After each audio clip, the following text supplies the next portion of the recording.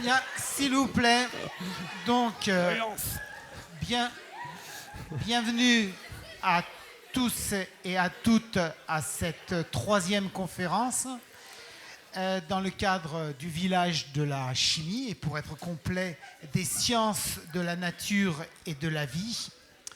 Les conférences de cette session sont toutes axées sur le biomimétisme, les sciences, la chimie douce, la chimie verte, il y a plein de termes.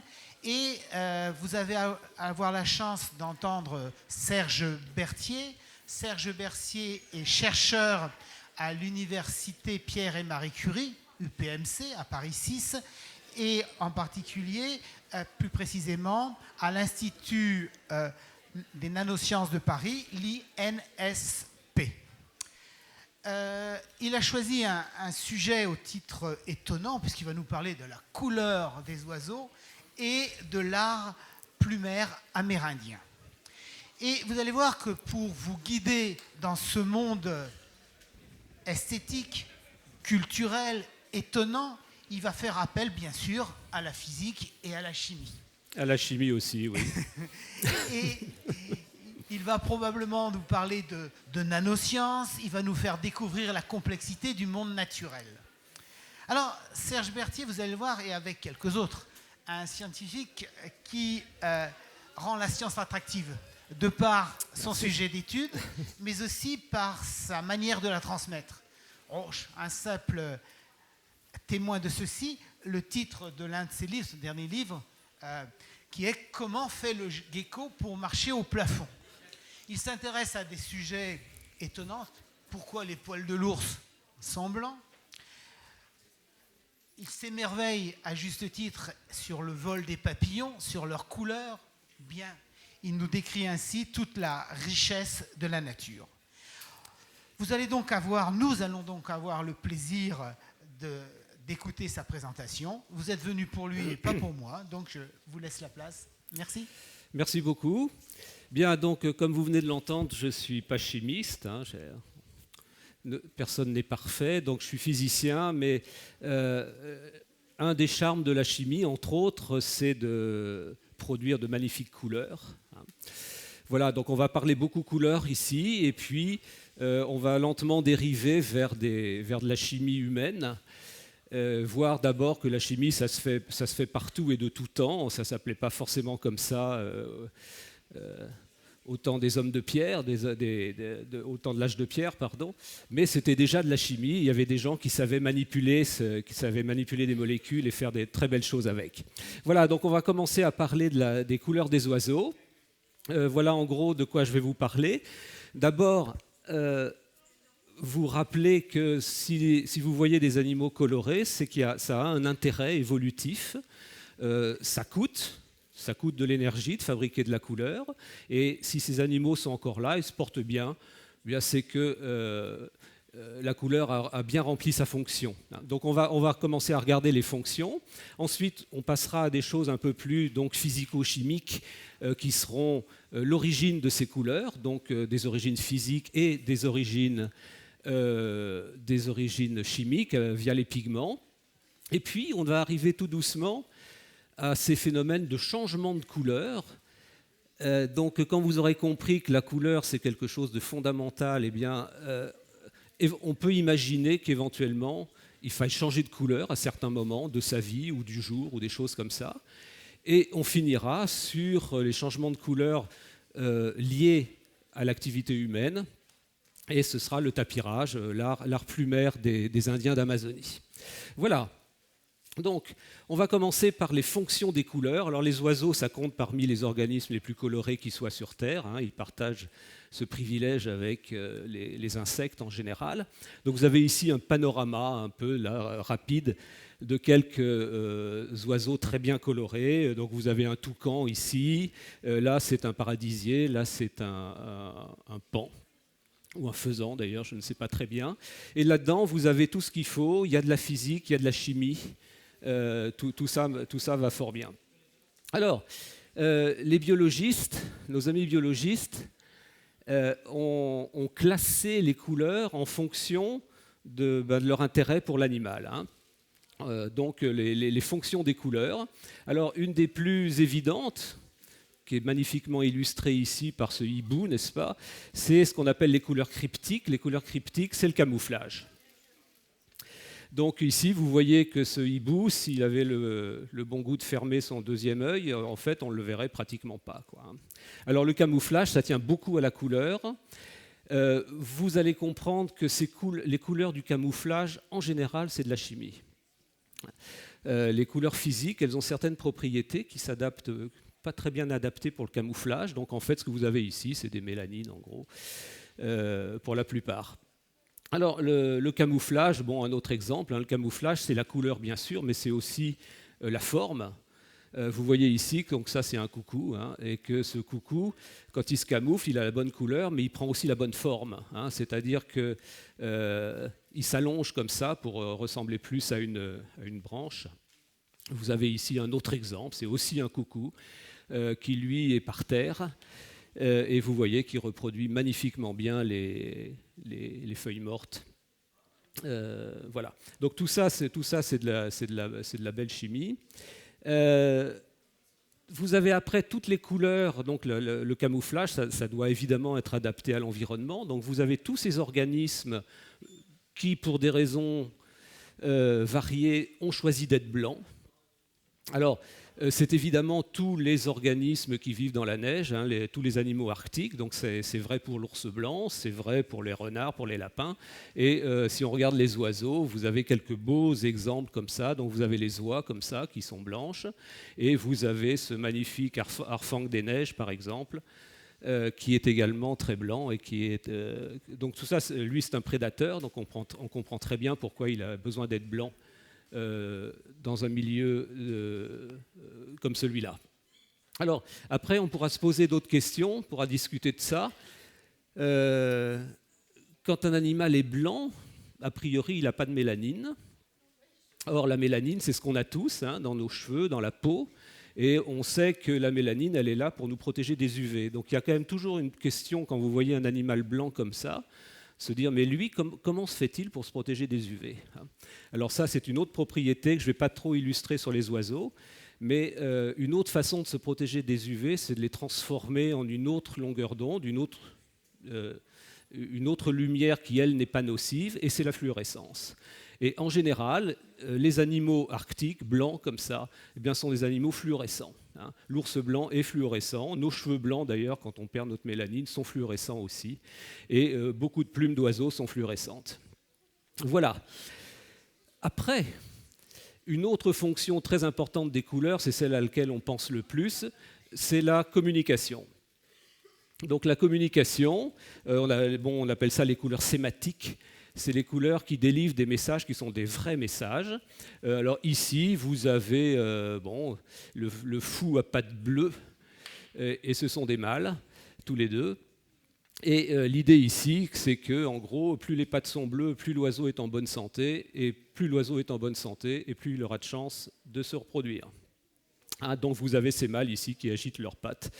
Voilà. Et donc ces couleurs bleues comme ça, c'est pareil. Alors là, c'est pas un pigment, hein, c'est de la physique qui fait ces couleurs-là. Donc on appelle ça les couleurs sématiques, qui délivrent des messages. Ça marche aussi avec les pieds rouges, hein, il n'y a pas de raison. Donc vous avez un autre fou ici qui, lui, a des pattes rouges. Et encore une fois, c'est de la communication. Donc on appelle ça intraspécifique, c'est de la communication entre mâles et femelles.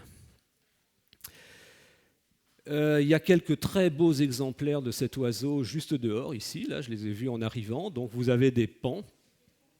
Ce magnifique pan ici, c'est un mâle. Donc, encore une fois, là, on est dans de la communication. On est dans de la séduction, même, on peut dire. Hein. Donc, le mâle, vous savez, il fait la roue comme ça.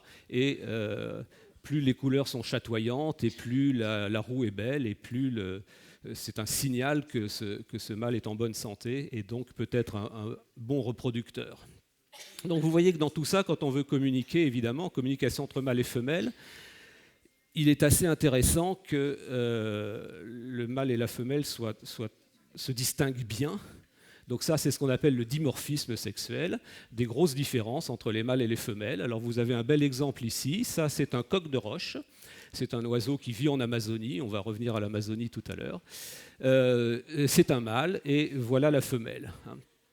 Donc vous voyez qu'une différence assez importante entre les mâles et les femelles.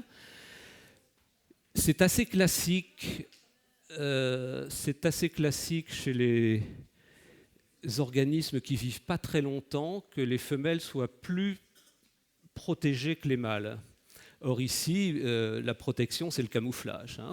Tout bêtement, parce que ces organismes-là doivent vivre plus longtemps que les mâles, c'est le temps de la ponte, chez les oiseaux, chez les insectes aussi. Donc souvent, le camouflage est une protection et les femelles sont plus protégées que les mâles. Donc vous avez ici quelques beaux exemples. Bon, chez nous aussi, ça marche très bien. Vous avez les faisans ici, le mâle, la femelle. Alors on arrive à d'autres fonctions maintenant. On arrive à d'autres fonctions qui sont plus tellement liées à la couleur, enfin indirectement liées à la couleur. Et ça, c'est une des grandes lois d'ailleurs des structures naturelles, c'est qu'elles sont toujours multifonctionnelles. C'est-à-dire que les plumes d'un oiseau, ça ne sert pas que à voler. On vient déjà de voir d'autres fonctions, ça sert à communiquer, mais ça sert aussi évidemment à l'isolation thermique. Donc vous avez ici, bon, c'est une utilisation qu'on connaît bien, ça. Nos couettes ont longtemps été remplies avec des duvets de canard ou des duvets d'oie. Donc très bonne isolation thermique, et vous allez trouver ça, encore une fois, chez cet oie, ici. Ensuite, autre propriété des plumes, elles sont hydrophobes, super hydrophobes même. Alors l'intérêt ici, c'est que, vous voyez par exemple ce petit caneton ici, il y a, on le voit assez bien, il y a une couche d'air en dessous ici qui lui permet de bien flotter.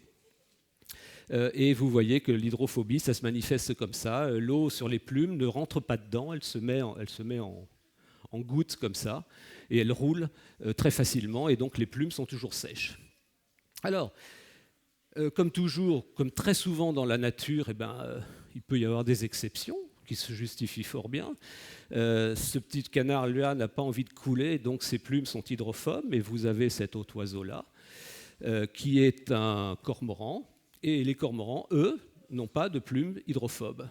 Et ça s'explique parce que le cormoran, il plonge, il a besoin de rentrer profondément dans l'eau, et si son plumage était hydrophobe, il serait très rapidement freiné, et donc il ne pénétrerait pas profond dans l'eau. Donc c'est pour ça d'ailleurs que des cormorans, il y en a partout, il y en a sur les bords de la Seine, et que vous les voyez quand ils sortent de l'eau, ils sont comme ça, ils étalent les ailes et puis ils sèchent au soleil, quoi. Alors ça paraît être bizarre, mais en fait ils ont privilégié la performance pendant la chasse au détriment de l'hydrophobie. Voilà. Alors venons-en aux plumes maintenant. Donc les plumes, caractéristiques des oiseaux. Vous avez ici un très beau paradisier, donc ça compte parmi ces très beaux oiseaux là. C'est des oiseaux qui vivent en Asie du Sud-Est, tout ça, en Indonésie et des coins comme ça. Alors les plumes, ça vous connaissez sans doute. Voilà, ça se présente comme ça, c'est une architecture, on appelle ça multi-échelle, il se passe des choses à différents niveaux. Vous avez l'axe central ici qu'on appelle le rachis, et puis le calamus qui est la partie qui rentre dans la peau comme ça, et puis partant de ce rachis, vous avez des différentes structures. Alors ce que vous voyez ici, ce sont des plumes de haras. Donc les haras, ces grands perroquets là, avec des très longues queues, et vous remarquerez déjà, donc vous avez le recto et le verso, vous avez la face externe qui est là, qui est bleue, et la face interne, vous voyez qu'elle prend différentes couleurs, le jaune, rouge, etc. Donc on sent que ça va être un petit peu complexe cette affaire-là, parce que, effectivement, le bleu, il est créé par des structures, et de l'autre côté de la plume, c'est plus des structures, c'est des pigments.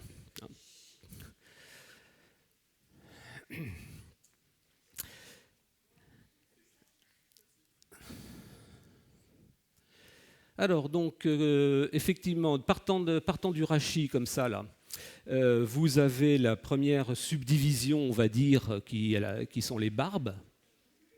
Et partant des barbes, vous avez la petite subdivision ici entre les barbes qu'on appelle les barbules. Et vous voyez ici, d'ailleurs, alors ce n'est pas une règle générale, hein, on va voir ça sur d'autres organismes, sur d'autres oiseaux, que clairement chez les perroquets, la couleur, elle vient des barbes. Elle vient pas du tout des barbules. Hein, vous voyez, les barbules sont blanches, blanches-jaunes, et que la couleur bleue de la plume, elle vient des barbes ici. Alors maintenant, on fait une coupe dans tout ça pour regarder comment se situent ces choses-là. Et à l'intérieur des barbes, c'est là que vous allez voir les structures, les pigments, les différentes structures, les différents pigments qui créent ces couleurs-là. Donc on reviendra tout à l'heure sur les coupes de ces plumes. Voilà. Alors on va commencer par la chimie. Hein.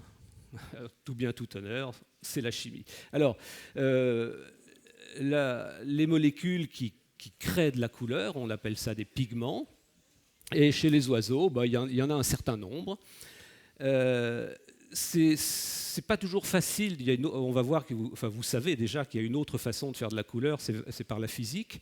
Et c'est pas toujours si facile que ça de séparer une couleur physique d'une couleur chimique.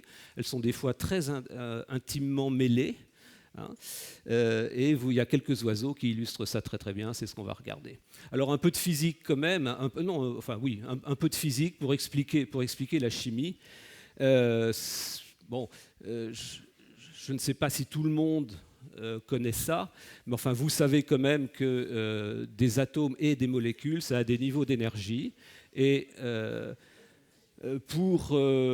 qu'un atome, quand il reçoit de l'énergie, eh bien, il passe d'un niveau à l'autre comme ça. Alors, de façon très simplifiée, vous voyez que si un atome reçoit de la lumière comme ça, alors il va absorber cette énergie, il va monter sur un niveau excité, et puis il va redescendre. Et vous voyez que s'il redescend, il y a plusieurs façons de redescendre. Hein. S'il redescend en émettant de la lumière, eh bien, en gros, pour vous, c'est un phénomène parfaitement transparent. Il y a de la lumière qui est arrivée, il y a de la lumière qui est sortie, vous ne voyez rien. Mais il y a des façons qu'on appelle non radiatives de redescendre sans émettre de lumière. Et dans ces cas-là, eh bien, la lumière qui est arrivée, elle a disparu. Hein.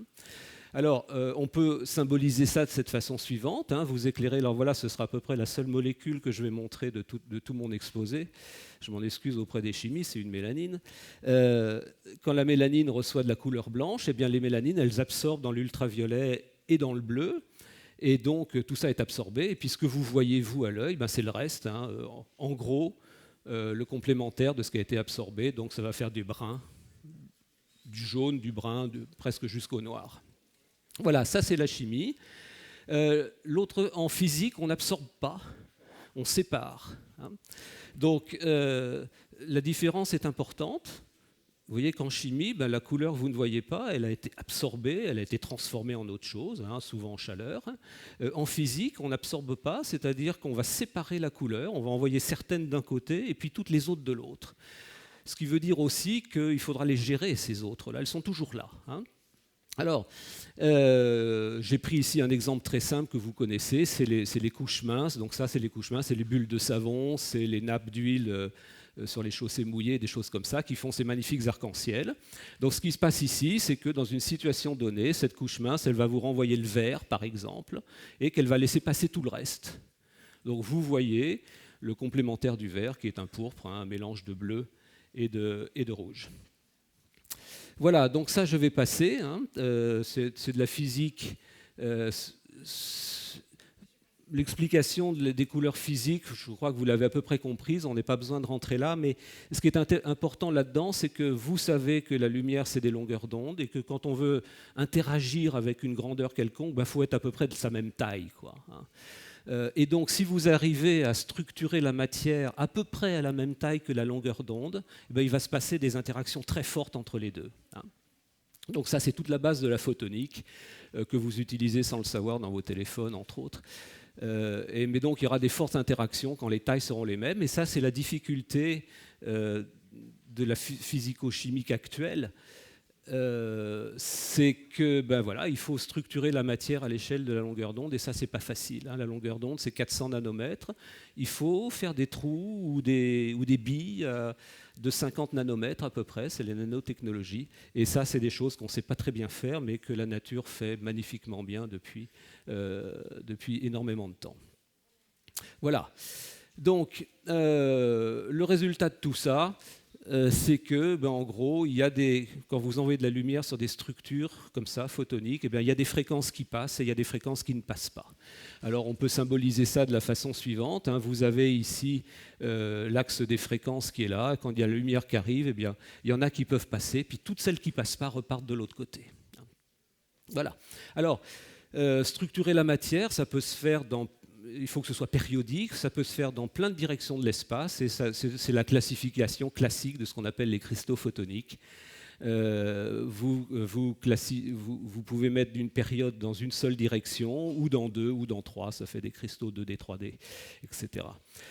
Actuellement, ça, c'est des choses qu'on sait très bien faire, ça, pas mal aussi, et puis ça, par contre, c'est le challenge actuel. Essayer de structurer la matière dans 3 dimensions de l'espace, ce n'est pas des choses très faciles à faire. Alors, où est-ce qu'on va trouver ces choses-là? En gros, chez les oiseaux, il y a 2 dispositions typiques. Il y a le colibri d'une part, et ses petits copains, et puis de l'autre côté, il y a les perroquets, les haras, les amazones et tout ça, où les structures sont dans les barbes. Et on va voir que chez les colibris, les structures sont dans les barbules. Donc on va commencer par ça. Donc les colibris, vous avez un colibri ici, vous avez son petit copain africain. Alors les colibris, c'est strictement américain, nord-sud. Les nectarins sont africains.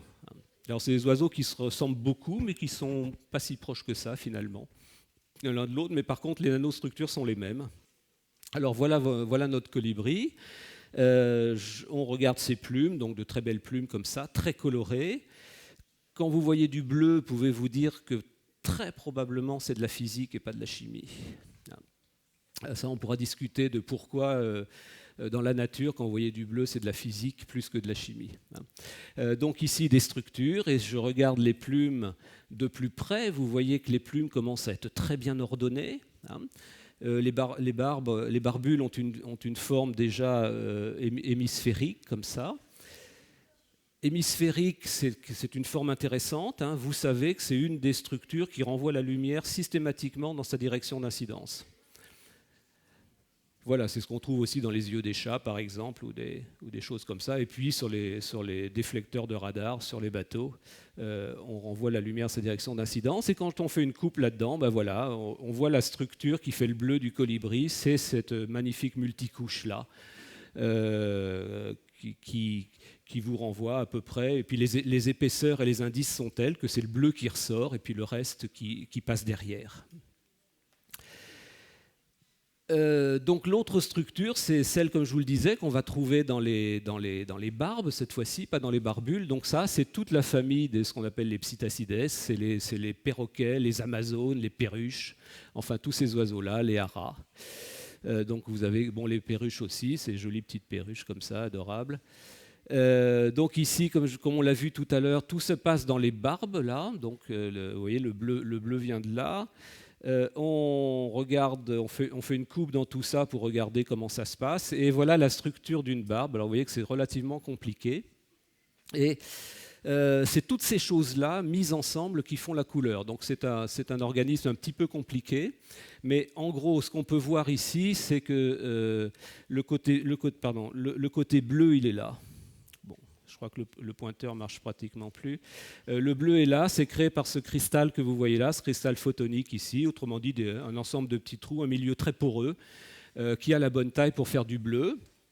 De l'autre côté ici, vous avez une multicouche ici, et puis à l'intérieur de la barbe, vous avez ces cellules géantes là, qui jouent beaucoup de rôles. Hein. C'est elles qui sont isolantes thermiques. Et à l'intérieur, ça c'est important, à l'intérieur de ces cellules géantes, vous avez des microgranules de mélanine qu'on appelle des mélanosomes. Et vous voyez qu'ici, donc les mélanines, c'est un pigment qu'on trouve sous différentes formes. Il peut être plus ou moins dilué dans la peau, par exemple, mais dans nos yeux, c'est de la mélanine et la mélanine se met en grains. Et dans les oiseaux, elle se met comme ça en granules ovoïdes, comme ça.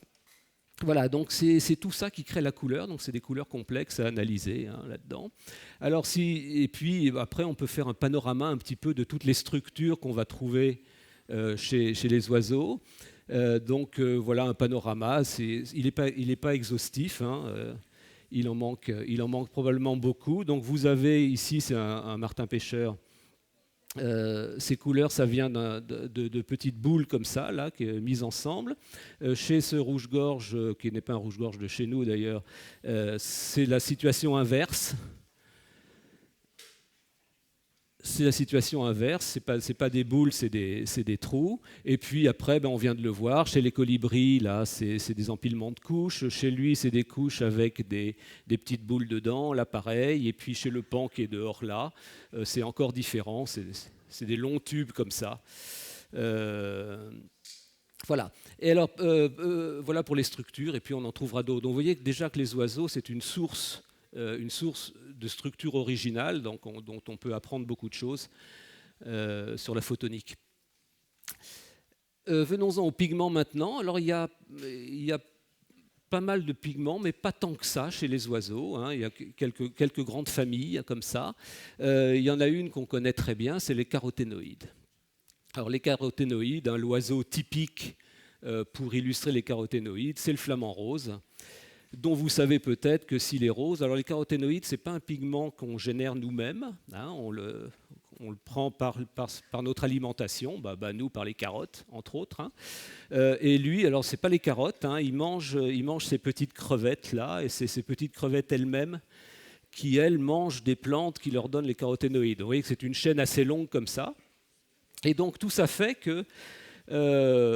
on trouve des caroténoïdes chez d'autres oiseaux, comme ce magnifique faisan ici. Et tout ça fait que si vous en mangez beaucoup, vous serez très rose. Si vous n'en mangez pas beaucoup, vous serez plutôt palo. Donc on va voir ça là-dessus sur le flamant rose dans un instant. Une autre très grande famille de pigments, alors là par contre elle est quasi universelle, on en a tous, on en trouve dans les plantes, on en trouve dans les champignons, on en trouve chez les animaux bien sûr, c'est les mélanines. Donc ça les mélanines, vous savez, c'est ce qu'on a sur les cheveux, dans la peau, c'est des pigments qui absorbent loin dans l'ultraviolet, mais qui absorbent aussi pratiquement dans tout le visible, et donc ça fait du noir. Donc typiquement les mélanines font du noir, mais pas seulement, parce que vous avez vu il y a un instant que les mélanines se mettaient en grains et que quand ces grains sont suffisamment petits, ils vont diffuser dans le bleu. Et donc les mélanines, vous le voyez ici sur cette harpie sauvage, qui porte bien son nom, c'est un oiseau redoutable, que le noir tend à une composante bleue assez magnifique. Voilà, donc ce bleu, il est dû à ces petites granules que je vous ai montrées il y a un instant.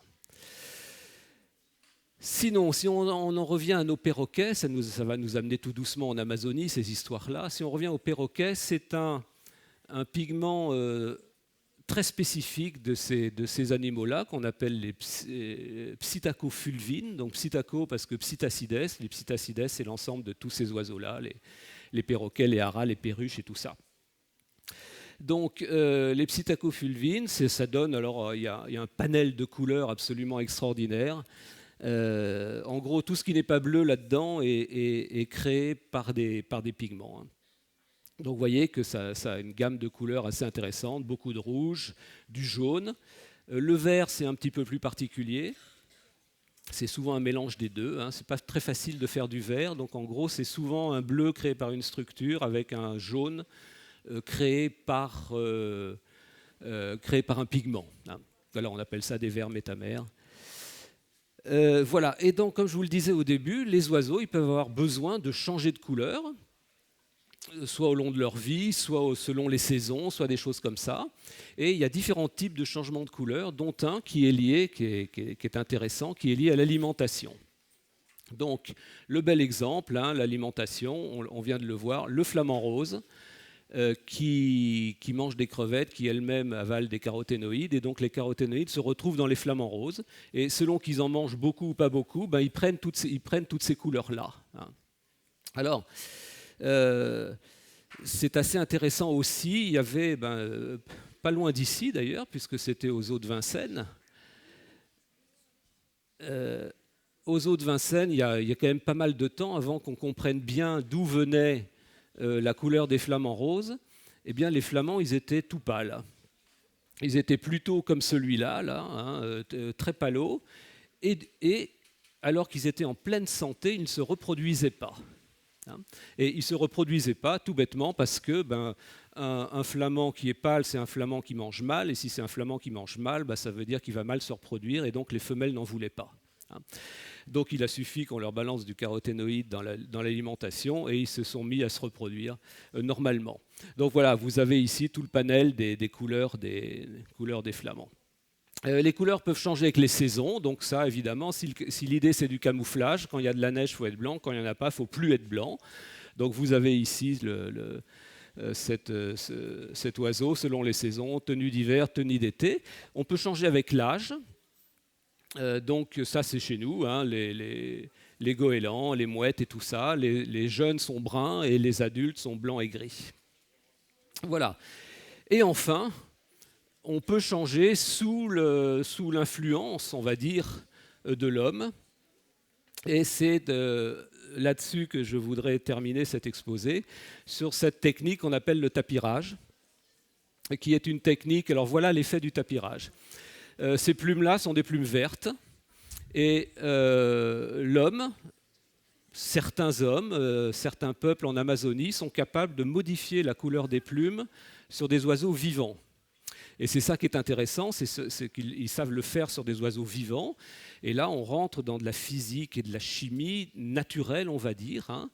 Alors c'est un phénomène qui a été découvert il y a assez longtemps, hein, et qui a été bien exposé, vous voyez, découverte biologique des Indiens de l'Amérique du Sud, c'est la décoloration artificielle sur des oiseaux vivants. Alors, c'est une technique qu'avaient remarqué les premiers explorateurs du Brésil, hein, les Portugais en particulier. Ils racontaient des choses qui étaient à peine croyables, on va dire, au sens premier du terme, mais il y a eu d'autres explorateurs beaucoup plus sérieux, comme Bates par exemple, qui était un contemporain de Darwin, qui a beaucoup travaillé là-dessus, et quand il dit que ça se passe comme ça, on peut le croire, lui beaucoup plus que les explorateurs du XVe siècle. Donc voilà un effet voilà ce que les Indiens sont capables de faire sur leurs oiseaux, c'est-à-dire qu'ils prennent un oiseau vert et puis ils sont capables de le décorer en quelque sorte, c'est-à-dire lui faire pousser de ci, de là. C'est vraiment à l'endroit qu'ils choisissent eux-mêmes, c'est pour décorer leur oiseau. Ils peuvent lui faire pousser des plumes rouges comme ça. Alors, ce que l'on sait, de ça, en fait, pas grand-chose, c'est bien le problème.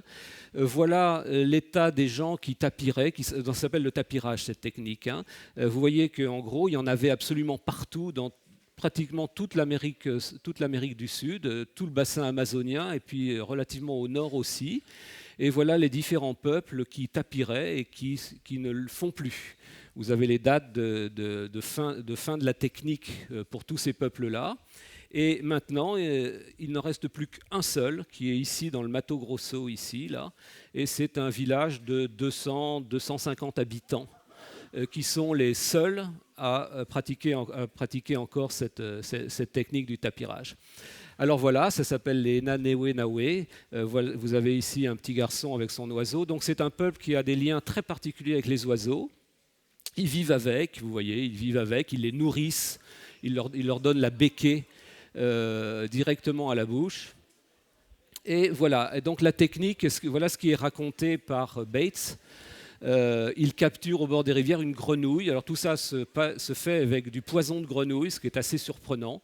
Ils utilisent des dendrobates qui sont vous avez un exemple de dendrobate ici. C'est un C'est un animal extrêmement toxique qui sort du poison de sa peau. Et puis, il mélange ça avec de la graine de roucou qui, en fait, est un antipoison. Et en fait, ils injectent tout ça dans la peau de l'oiseau. Et quand la plume repousse, elle pousse d'une autre couleur et l'effet est définitif, c'est-à-dire qu'éternellement, la plume va repousser avec cette nouvelle couleur. Voilà. Donc vous avez ici une opération de tapirage chez les Nanewe-Nawe. Donc en gros, alors c'est pas très sympa pour l'oiseau, ce qui est un des problèmes d'ailleurs pour comprendre ce qui se passe. Et ce que l'on sait sur la technique, c'est que systématiquement, vous avez un ingrédient végétal qui est le roucou. Et après, vous avez des extraits animaux, des extraits plutôt toxiques en général, donc le poison de la dendrobate, le poison le gras de ce poisson qui est toxique également, certaines tortues, des caïmans, voire même ce dauphin rose là, qui est une particularité de l'Amazonie. Et voilà, donc après, ils vivent avec leur oiseau décoré. Et puis quand l'oiseau est mort, ils utilisent ses plumes pour faire des parures. Et vous pouvez voir ces parures au musée du Quai Branly actuellement. Donc il y a des parures relativement récentes comme celle-ci. Donc c'est une parure Enanewe-Nawe, celle-ci. J'ai montré ça parce qu'ils nous ont autorisé à piquer 2 plumes comme ça. Pas très légalement, je devrais dire, parce que la demande aurait été un peu longue. Donc ils ont fermé les yeux pendant 5 secondes et j'ai eu le temps de prendre 2 plumes. Bon, c'est pour la science, on va dire. Voilà. Donc voilà les 2 plumes en question. Et c'est une technique qui avait attiré l'attention depuis fort longtemps, puisque vous voyez que le marquis de Fayolle, donc, qui était un noble du XVIIIe siècle, avait déjà des parures indiennes tapirées dans son cabinet de curiosités qui sont parvenues jusqu'à nous. Alors, donc, on a voulu regarder ce qui se passait là-dedans. On a regardé d'où venait la couleur d'un oiseau non tapiré. Donc ça, c'est les psittacofulvines. Ça a 2 pics comme ça, un pic dans le bleu ici, un pic dans le jaune ici. Le mélange des 2 vous fait le vert. Et on peut voir que le pic bleu, il vient de la physique, celui-là vient de la chimie. Bon, passons. Et on fait les mêmes mesures sur les plumes tapirées. Et on s'aperçoit de 2 choses. D'une part, que la structure a pratiquement disparu et que le pigment qui avant était celui-ci devient celui-là. Donc ça veut dire que ces Indiens-là sont capables de modifier une structure photonique dans un organisme vivant et qui sont capables de modifier un pigment. Voilà, donc là, on peut comparer les structures. Donc ça, c'est sur la plume non tapirée. On s'aperçoit qu'il y a des pigments en grains comme ça dans les cellules géantes, et que sur la plume tapirée, eh bien, en fait, tout ça a disparu. Les pigments ici, qui étaient des mélanines, ont disparu, et que la structure est devenue beaucoup plus désordonnée et ne fait plus ce bleu magnifique qu'on voyait tout à l'heure. Voilà, donc on en est là. Les derniers pratiquants sont donc ces Enawe-Nenawe du Mato Grosso. Vous avez ici, donc c'est des gens qui vivent beaucoup du poisson, ils vivent au bord de l'eau tout le temps, ils vivent de la pêche. Et le problème, voilà ce qui va leur arriver dans les années à venir, c'est qu'on construit un barrage sur leur fleuve, sur le dernier fleuve, et que donc ces gens-là vont être déplacés. Et on sait que quand on fait ça, surtout sur un peuple fragile comme celui-là, je vous dis, c'est un village où ils sont 250, 300, quelque chose comme ça, et que ce village va être déplacé et que donc cette culture va disparaître. Donc les questions très urgentes à résoudre, c'est d'abord, ces gens-là, on les a découverts il y a moins de 50 ans. Alors, c'est peut-être une bonne nouvelle, ça veut dire qu'il y en a peut-être d'autres qui le font ailleurs. Mais bon, c'est pas facile. Donc, qui pratique encore le tapirage? Une question là pour les scientifiques, c'est vraiment, est-ce que l'effet est si permanent que ça? C'est assez surprenant que cet effet soit permanent, mais c'est raconté, tous le disent, y compris des grands savants qui ont vécu sur place. Un Betz, il a passé 11 ans de sa vie en Amazonie, donc il a eu le temps de voir des générations d'oiseaux, lui. Et donc on peut croire que ça. Et puis ensuite, la question, c'est comment on fait pour savoir ce qui se passe vraiment, parce que le phénomène n'est pas expliqué du tout. Voilà. Donc je vous remercie pour votre attention, et si vous avez des questions, à part au premier rang, j'imagine, je suis à votre disposition.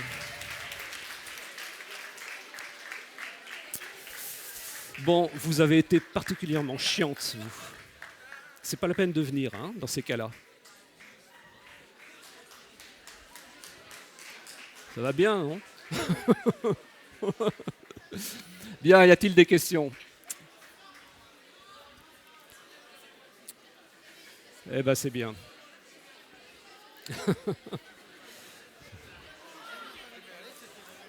Comment? Le phénomène de tapirage. Ouais, hein. Ah si. Si, il y a quelques questions. Ah non, il n'y a pas de questions, tu fais coucou à l'écran, d'accord. Ouais. Je me disais aussi. Allez, on va manger parce que...